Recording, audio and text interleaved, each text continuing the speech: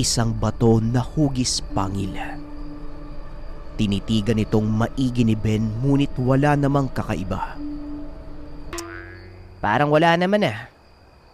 Ay, anong meron? Purong bato lang. Nako naman oh. Wika ni Ben. Hanggang sa naalala niya ang takdang oras kung kailan dapat kunin ang mutya. Naisip niyang baka doon ito lilitaw at magpapakita. Kaya naman umupo si Ben sa isang tumbang puno sa gilid ng lugar. Inantay niya ang takdang oras. Hanggang sa tuluyan ng lumukob ang kadiliman. Napansin ng binata na tila may sumusulpot doon sa kabilang bahagi ng lawa. Napakabilis ng pagkilos at biglang lumusong sa tubig. Hindi niya naman pinagtuunan ng pansin. Dahil baka kung anong hayop lang at naghahanap ng makakain sa lawa. Ilang sandali pa, pagkalingon niya sa bitak ng bato, bigla itong nagliliwanag. Nanlaki ang mga mata ni Ben. Marahang lumapit at muling sumilip sa bitak.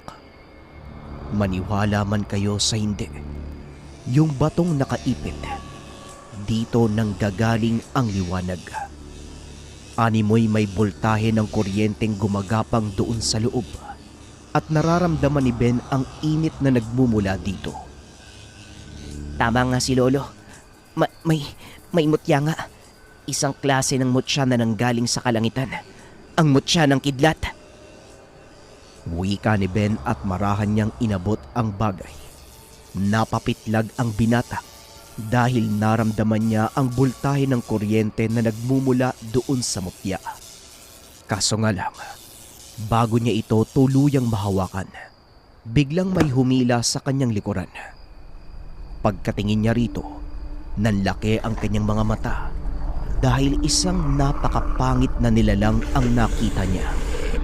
May matang kulay itim, napakatulis ng ngipin, mahaba ang kamay at paa. May buntot na parang sa butiki. Isang nilalang na nakatira sa lawa. Isang serpente. Huwag mong kukunin ang binabantayan ko. Wika ng nilalang. Natatakot man siya doon sa elemento, hindi nagpatinag si Ben. Hindi na bago sa kanya ang tagpo sa mga kakaibang nilalang. Huwag kang mag-alala, kaibigan. Gagamitin ko to para sa mabuti. At saka, huwag ka naman masyadong lumapit oh. Ang baho eh. Wika ni Ben sa elemento na lalong ikinagalit nito.